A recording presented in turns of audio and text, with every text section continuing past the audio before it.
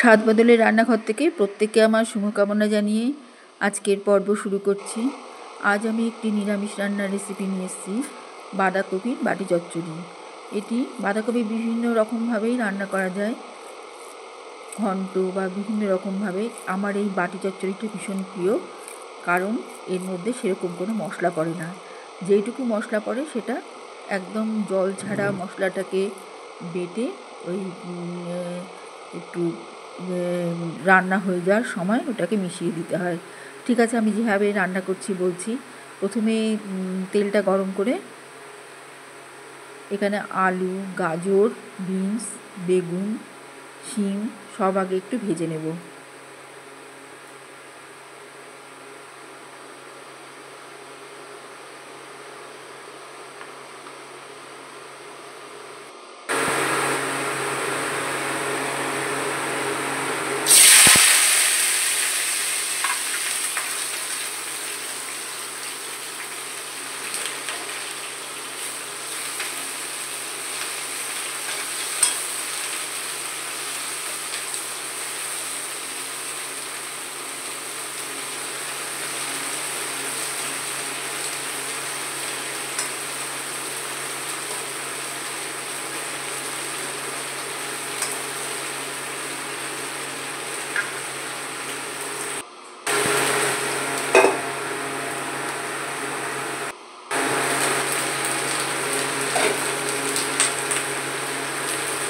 এইভাবে ঢাকা দিয়ে একটু ভাজা ভাজা হলে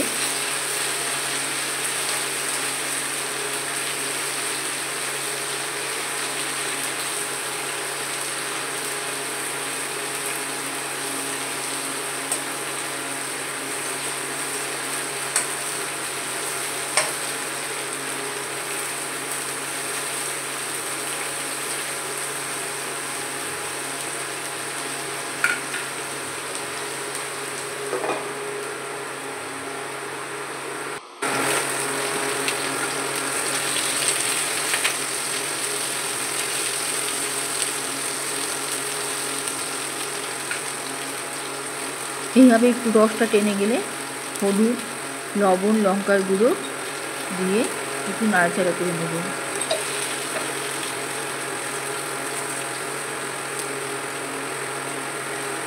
এখানে কাঁচা লঙ্কা দিয়ে দিলাম, দিয়ে সাইড দিয়ে একটু জল দিয়ে দিলাম। এই যে ভেপারটা, এই ভেপারটা এটা সেদ্ধ হয়ে যাবে। এর উপর দিয়ে আমি বড় বড় করে কেটে রাখা বাঁধাকপি দিয়ে দিলাম। এখানে জিরে, ধনে আর গোটা গরম মশলা আমি পিষে নেব জল ছাড়া। এদিকে ওই ভেপারে এই সবজিগুলো, যেগুলো ভাজা সবজি, সেগুলো অনেকটা সেদ্ধ হয়ে এসছে। তার উপরে বাঁধাকপি দিয়ে দিলাম। বাঁধাকপিগুলো প্রায় সেদ্ধ হয়ে এসছে। এখানে আমি গোটা গরম মশলা, জিরে আর ধনেটাকে আমি আদা দিয়ে আদার রসে বেটে নেব, জল দেব না।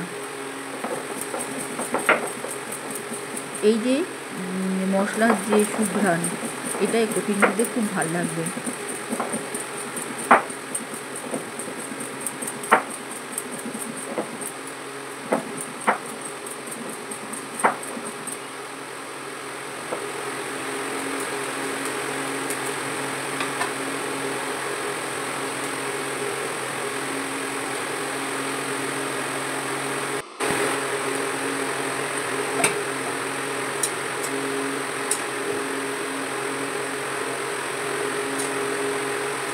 মোটামুটি কপিটাও সেদ্ধ হয়ে এসছে, আলু, বেগুন, শিম সবই সেদ্ধ হয়ে এসছে।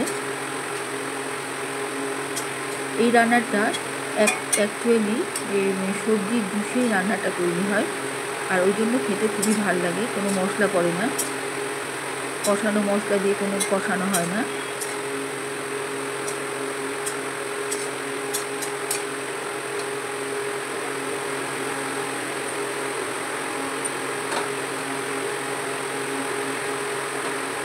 এবারে পেশা মশলাটা দিয়ে দিলাম এতে, আর দিলাম চিনি। আর কোনো মশলা এখানে দেব না।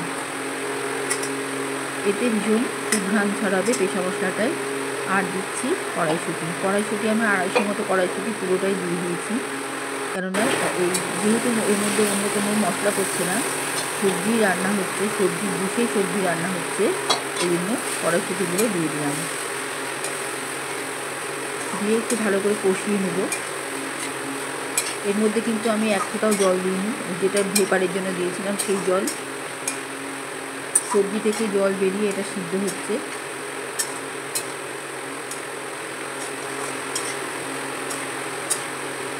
খেতে অসাধারণ লাগে। যারা একটু মশলাপাতি কম খান তাদের খুবই ভালো লাগে। হালকা খাবার যেটা খেতে পছন্দ করেন তাদের খুব ভালো লাগবে। সব থেকে মানে সবজির গুণটা পুরোই পাওয়া যায়। এখানে আমি একটা জায়গায় তেল দিয়ে চিনি, নুন ফোড়ন দিলাম তেলের মধ্যে, গরম তেলে।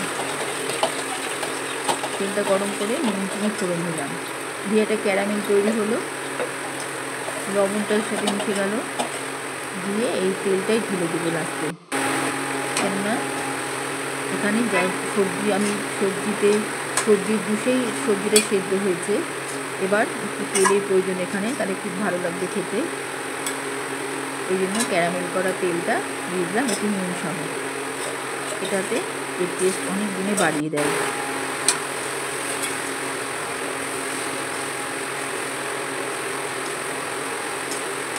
আমি তেলটা দিলাম, আবার পরে আর একটুখানি তেল মিশিয়ে দেবো, একবারে দেবো না। আর একটু তেল দিয়ে দিলাম। আমার রান্না এখানেই কমপ্লিট। আর একটু ফ্লেভারের জন্য ধনেপাতা দিচ্ছি। আমি প্রথমে ধনেপাতা দিয়েছি, ওটা ওর সাথে মিশে গিয়েছে। এবার নামানোর সময় আর একটু ধনেপাতা দিয়ে আমি তুলে নিচ্ছি। এই ধনেপাতা দেশি ধনেপাতা আছে, এর গন্ধটাতেই এই সবজিটা খুবই লোভনীয় করে তোলে আর কি। প্রথম পাতে খেতে খুব ভাল লাগে ডালের সাথে এই সবজি। বেশি বেশি করে সবজি খাওয়া আমাদের সবারই দরকার। আর একটু তেল কমই দিয়েছি এতে, সবজির জুসেই সবজিটা রান্না হয়েছে। খেয়ে দেখবেন ভালো লাগবে।